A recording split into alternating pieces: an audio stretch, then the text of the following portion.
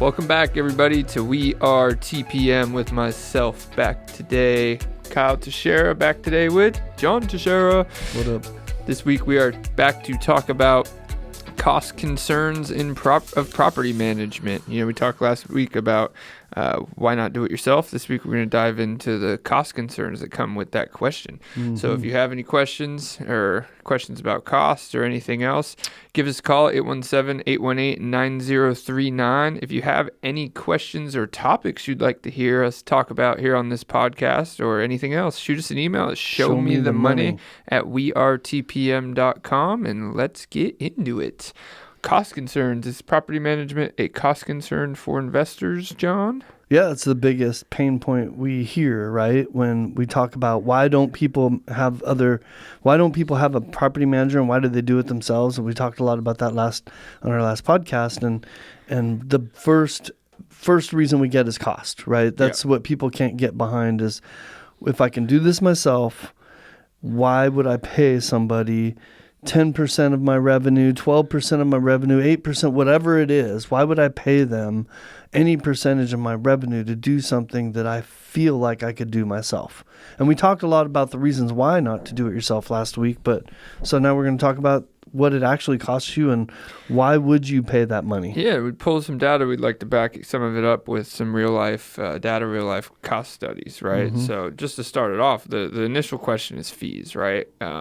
We've talked about how there's a plethora of different fees, especially in this growing industry, more technology and all that stuff. But the first question is, what's the management fee, right? What is a typical management fee in the U.S. in our industry is 8 to 12% of the monthly rental income is just a standard for what we see out there. Now, there's a lot of different pricing structures these days, so this can vary. But it really comes down to the management fee, the leasing fee, which is a placement fee, which generally is about 50 to 100% of 1 month's rent, and then maintenance and repair markup, which typically that's basically taking all the bills and maintenance that are paid for and marking it up 10 to 20% is what we see on average in the industry. And those are pretty standard numbers. So that's the first concern, right? How, if these costs are involved, then how is the property manager, one, paying for themselves and helping me make more money, right? That's the point. Yeah. Yep. So bottom line is, hiring a property manager, we're going to go drill down into these, but hiring a property manager should make you more money after you pay them these fees, right? Yes. And even if they make you the same, they're making you more money, right? Because you now have the time. We talked a lot about this last time. You have the time to build wealth in other ways, or build your portfolio, or you just have time. Yeah. Maybe just hanging out with your kid and your wife. Well, and people commonly ask, before we dive into this, and I'm sure we said this a lot on the last one, and I'm going to say it again. They commonly ask the management fee, right, and how much it costs. Well, what's it worth to you? How much do you cost? That should also be asked. How much is you doing it yourself costing you? The amount of time. People don't realize the amount of time. They think it's just collecting rent. They don't realize the amount of time that's going to go into managing a property. And to be honest, there are periods of time, if you've got a good tenant and they pay on time every month, and you just get a check in the mail at the first, and like you got a great situation, then there's times when it does make you wonder, why would I pay somebody to do this when, Fred just sends me a check on the first of the month every month and never complains and never has a repair. But that's pretty rare though, isn't it? Yeah. And collections are not always easy. So not. Even if that is all it is, it's not always easy. And when Fred loses his job, then things go bad. Then it gets tough again, doesn't it? Mm-hmm. But let's start with the details, right? So how does these cost concerns affect my rental income? Okay. So, let's start with rental income. What is that? Your market rents, right? You place a tenant, you hopefully get market rent for the property. That's right. How does a landlord determine market rent for a property? Well, typically they go through, so the average person that doesn't have any tools, right, will probably go on Zillow, Realtor.com, any of those real estate portals and figure out and find out to try to determine what other people are currently renting for, right? Now, the biggest thing that they don't see, and especially in a rising market, this is important, is what have people actually rented for, right? So, you know this, Kyle, when we get to an appointment, people already have a number in mind. And the number they have in mind is because they've gone on Zillow and gotten their Zestimate, or they've gone on and looked to see that the neighbor down the street is now renting for $2,400 a month. So they think they should be or also. on the market for $2,400. On the market, that's what I'm saying. Listed for $2,400. Right. So the thing that people don't realize is people could be on the market for 92 days at $2,400, and that's costing them way more than if they had dropped it down to where it should have been at $2,200 or $2,250, whatever it was, right? And so that we don't know what the success, that's not success. Being on the market is not a successful comp, so to speak.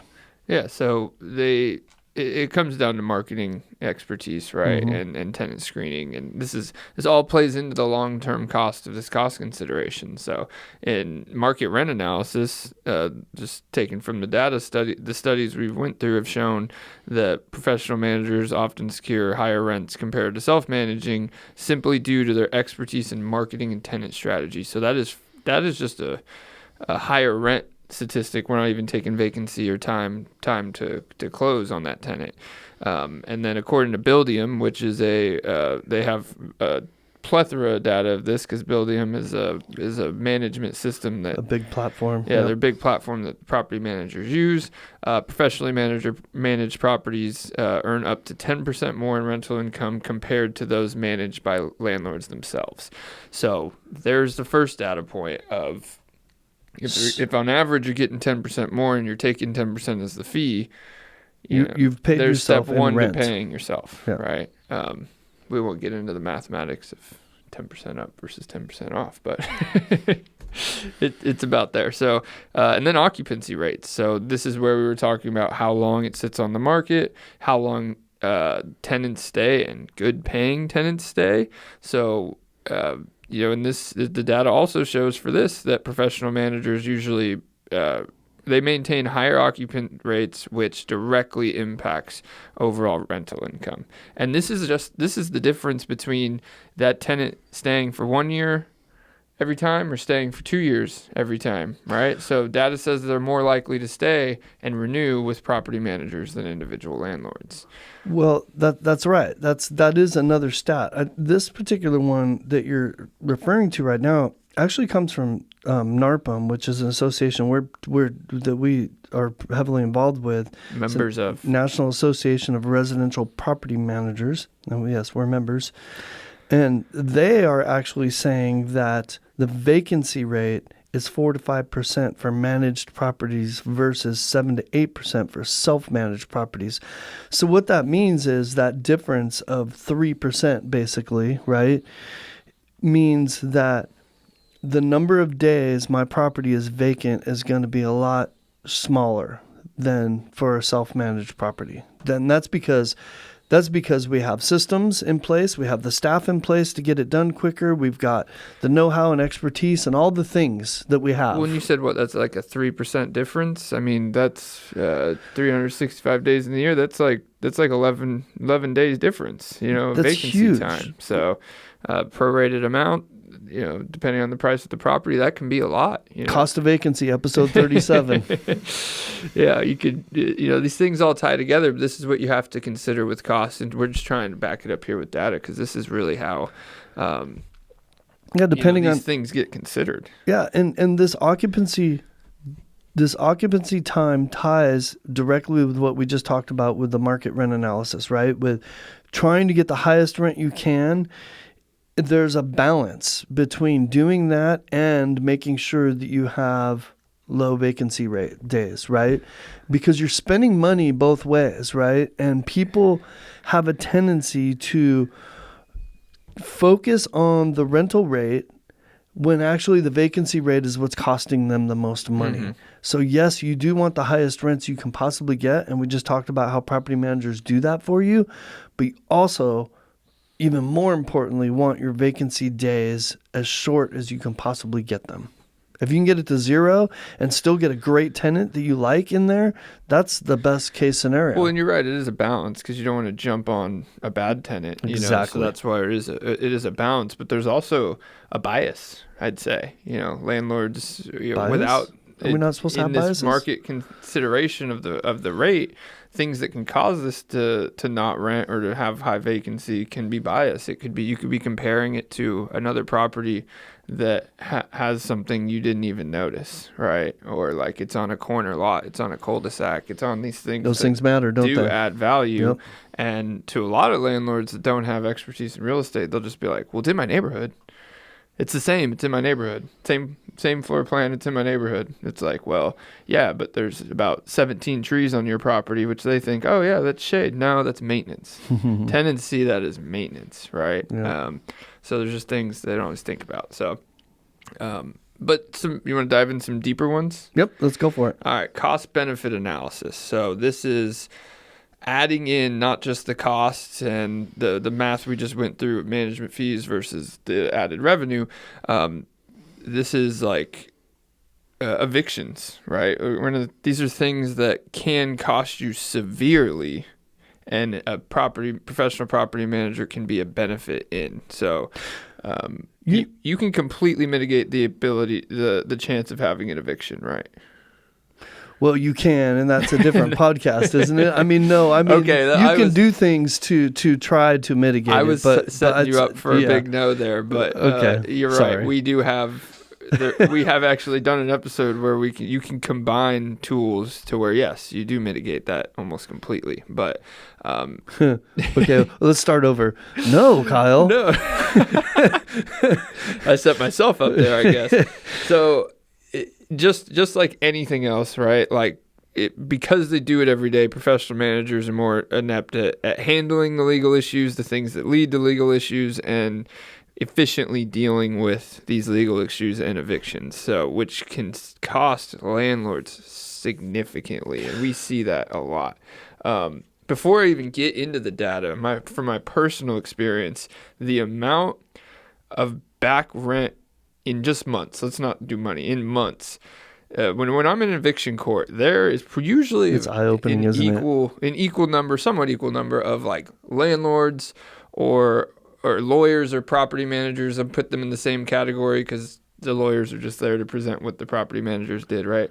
When we're all up there in a docket, the amount of back rent months for landlords is usually 3 to 6 months in back rent. It's insane. And that's just from my own personal experience. The data on that's probably even more insane. And then landlords and attorneys, it's usually 1 to 2, on average about 1.5 months, but 1 to 2 months in back rent by the time they're in that court. Does that sound like a cost?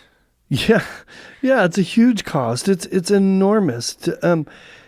So first of all, I've never had a conversation with somebody who had a rental property story regarding collections that didn't end in they owed me 2 or 3 months worth of rent, at least. You're right. It's probably 3 months and greater every single time.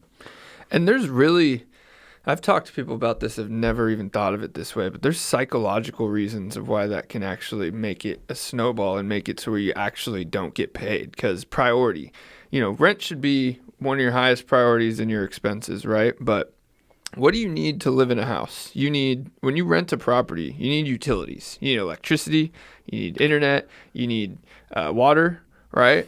I'll tell you, the water company, the electricity company, and the internet company are not waiting 3 months. You just put internet before water. Did you do that intentionally? No, it was just running through my head. All right. That's how our GL codes go. So, but so those things would be shut off. They're getting less leeway with the utility companies than they're getting with you. You don't want to put yourself in that line, right?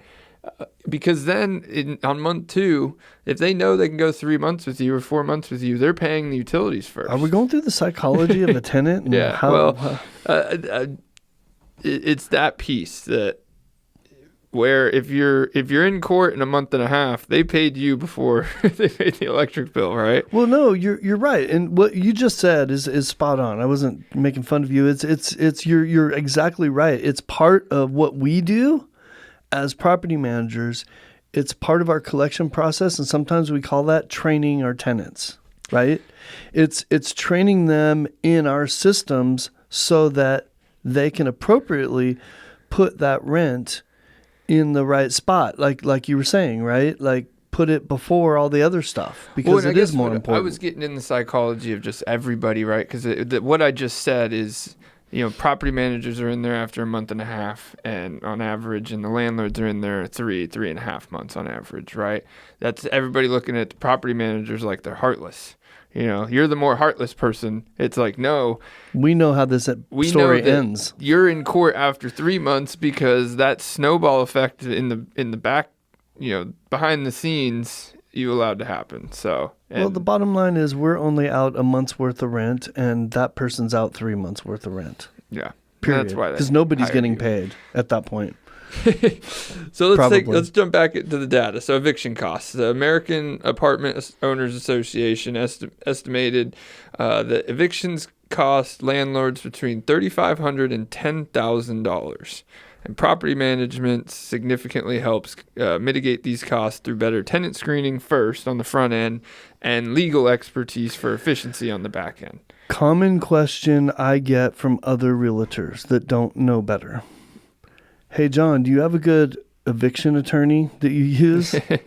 Tell me about that, Kyle. Would you use an eviction attorney?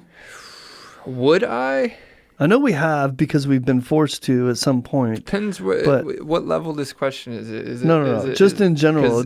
Would I suggest it to that person you're talking to? Probably, or landlords and stuff like that. But should a good property manager need one? Let's talk about the cost of hiring an attorney versus letting your property manager do it.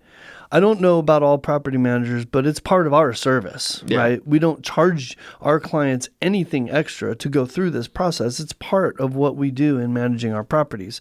Other property managers may charge extra for it. I really don't know. I can't speak for everybody. Having said that, an attorney, Kyle, is going to cost how much? In our market, it's $700. There's about $700 to $1,100 for that case. And people would hire an attorney basically because they don't know what to do and they don't want to figure it out. They don't have the time to figure it out. Let's get back to last week's podcast, right? Do you really want to become an expert in evictions? No, you don't. You just have a problem to solve. Well, and I think this is something we probably never addressed, but having a property manager that does handle their evictions is a pro that we've probably not mentioned before, and I'll tell you why. Even the best lawyer and most experienced lawyer that maybe does this all the time has, assuming everything's done right, the property manager that handled the scenario, being the person to present the case, because this is civil court, puts them at a higher likelihood of winning. Because if there's gray area or the defendant lies or, at the end of the day, this is based on testimony, and firsthand testimony is stronger in a civil case than third-party testimony because they can't testify. They have what you give them, and outside of that realm, they have to either reset the case or they might lose. Where if the property manager was doing it, they could defer that. So I've seen it happen. Well, if I could re-articulate what you just said in a little bit simpler way, okay? Because you're spot on. You're exactly right.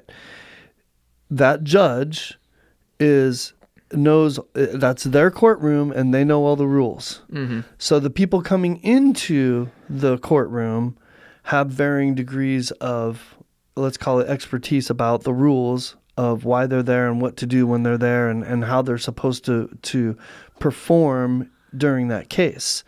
So when they see a landlord that has a property come in and they're an owner or a tenant, right?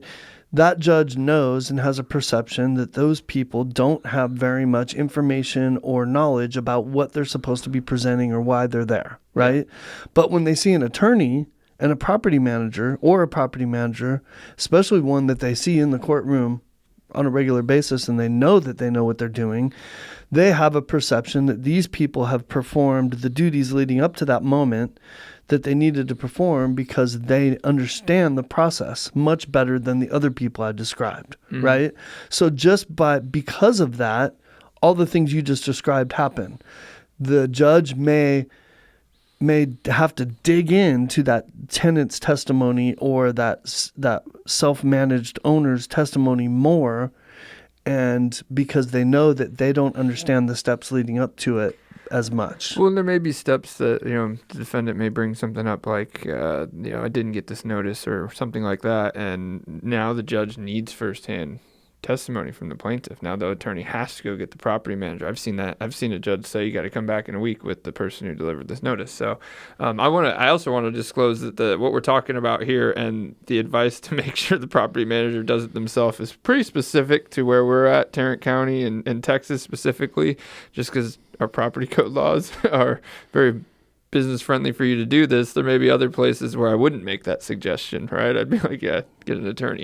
And then there's different scenarios. Evictions can get appealed up to the county court. We've had that happen. Yep. In that scenario, at least in Dallas County, we as a business, we had to have a lawyer. We weren't even allowed to represent ourselves. So, there's varying reasons to that. So, but let's move on. Let's go. But before you leave that point, your point here is the purpose of this podcast right here is we're talking about cost. We're doing a cost analysis. So all we're referring to here is when we say, should you get an attorney versus letting your property manager, we're just talking about cost. So let's keep that in mind. We're not giving any advice on whether you should hire an attorney or not hire an attorney.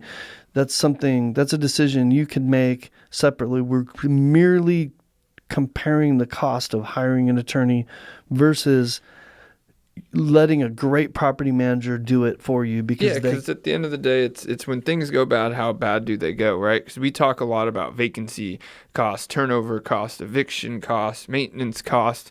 Well, when things go bad, everything we're talking about is all stacked into the same timeline, right? You have no rent coming in. You're getting rid of the tenant. You have legal costs. Turnover costs. How long does it take you? 3-4 months to get them out. Now you got turnover and maintenance costs and then placement costs, and then you're back to the tenant being in there, right? So all those things combine when things go bad, because you're like, I could do this myself, and that's usually where people give up, is when things go bad.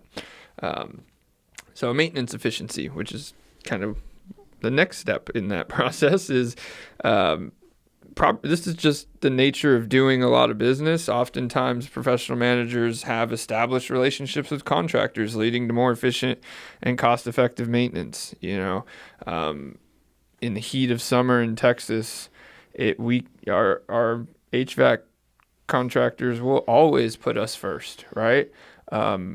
Because they know what they're going to get. They know they're going to get effective decisions, effective payments, all those things, right? They put when there's a plethora of business for contractors, they start picking and choosing. So, and that's just a easy example for me, but this really applies to all steps of the process.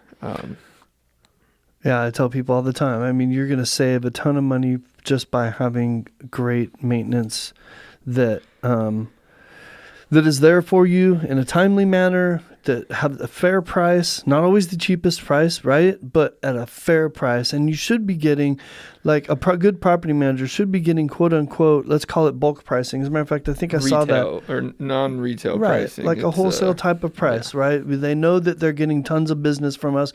Our AC guy knows every summer and every winter when it gets cold that we're going to be calling them constantly, right? So they kind of put us first.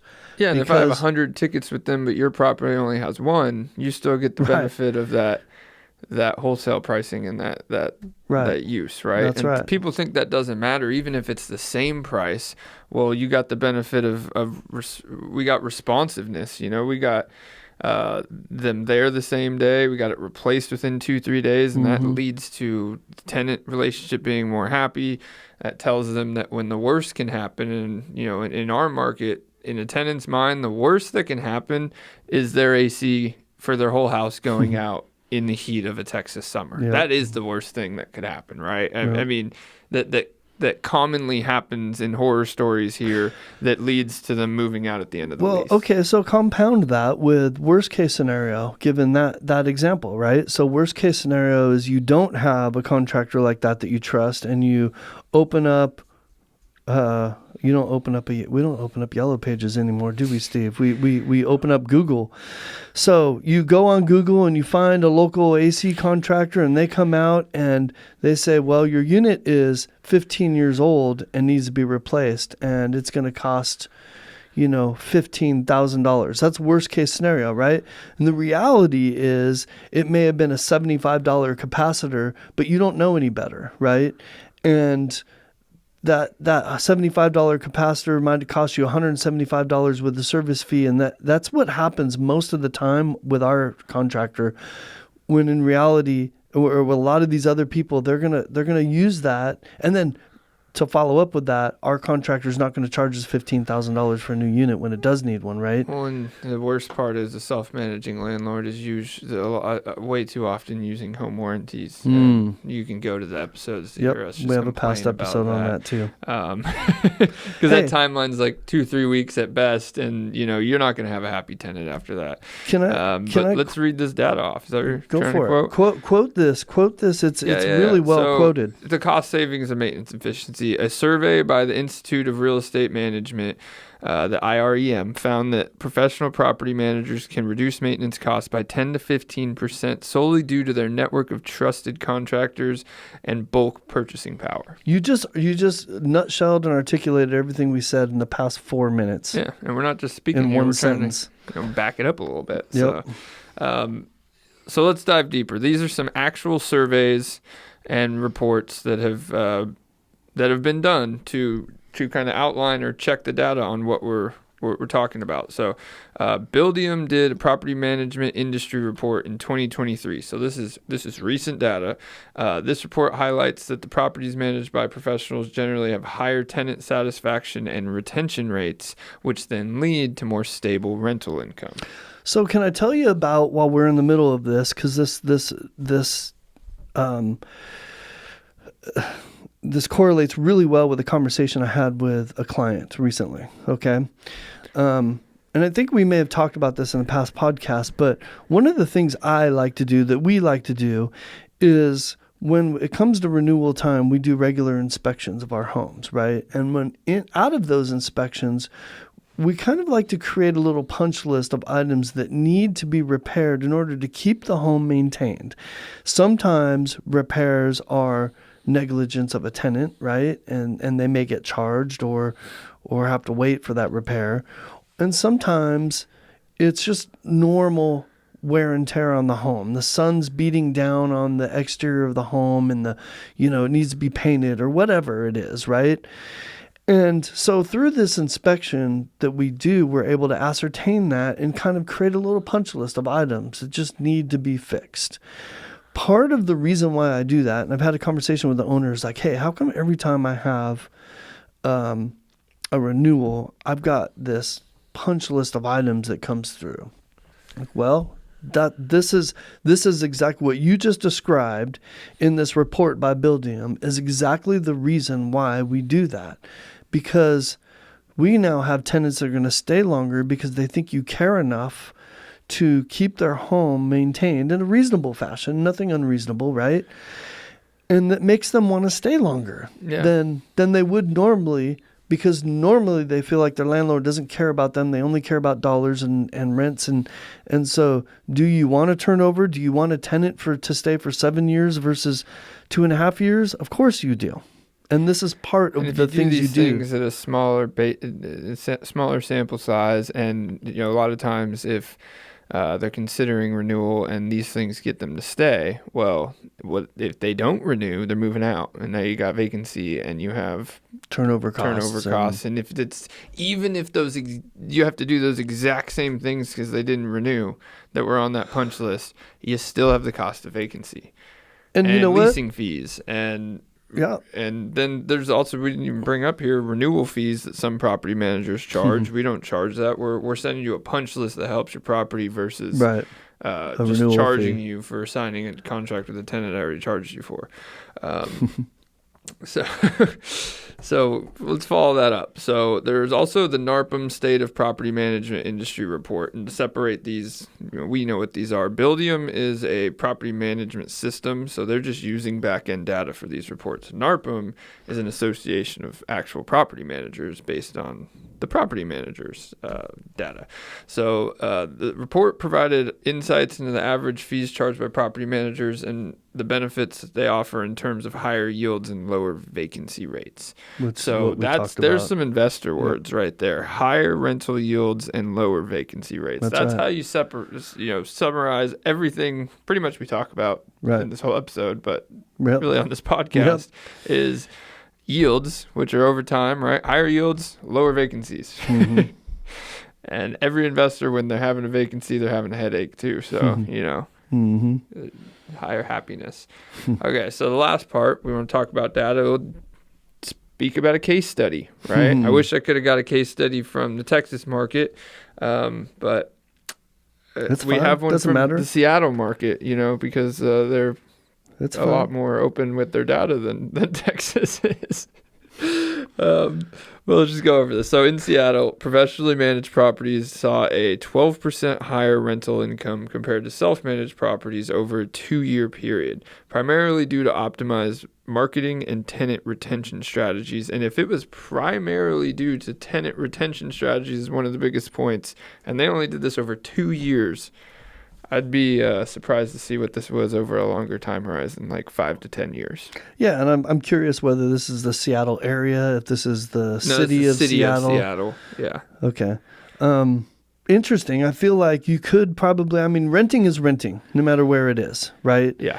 So I feel like if that's true in Seattle, to some degree at least, it may vary a little bit. That's going to be true everywhere. You're going to have a very similar result no matter where you did this, whether if you did this in Fort Worth, we actually have a police force in Fort Worth versus Seattle where they don't have a police force.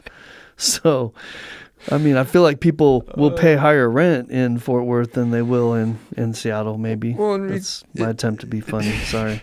Political humor.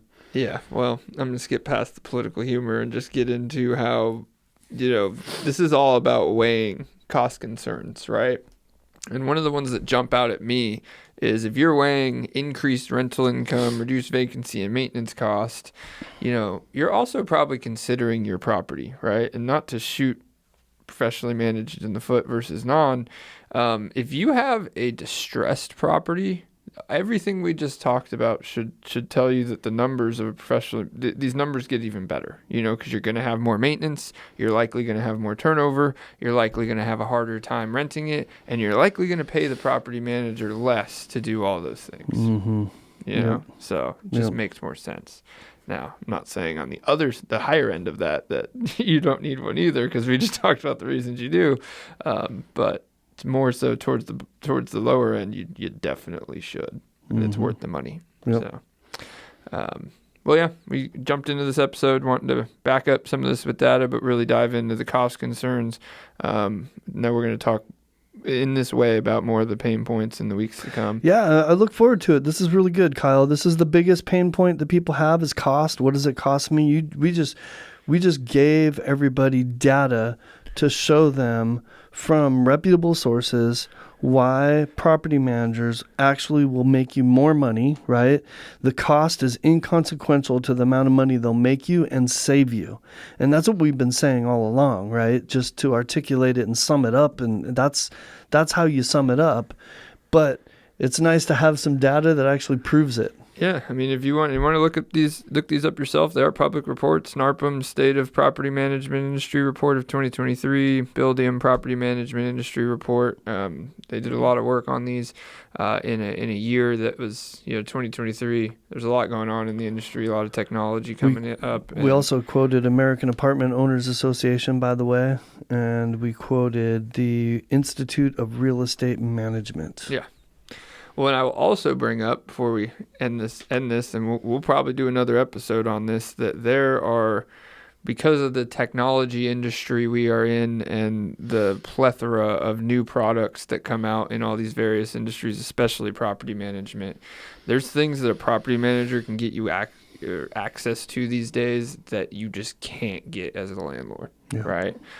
One of which we offer, which is rent guarantee insurance. They back that up on a portfolio basis. They're not going to do it just for one property. That's right. Insurers doesn't make sense to insurers, right? So and that's just one of many products that can help protect your investment that you can only get through a property manager. So look forward to getting into that. Yep. It was good. This was a good discussion. So if you guys have anything that you want to hear anything more on this, give us a call, 817-818-9039. If you have any topics or questions and you actually made it to this point in the episode where you're hearing me talk about this, then you are the person I want to send us an email at showmethemoney@weartpm.com about what you might want to hear, what topics you might want to hear.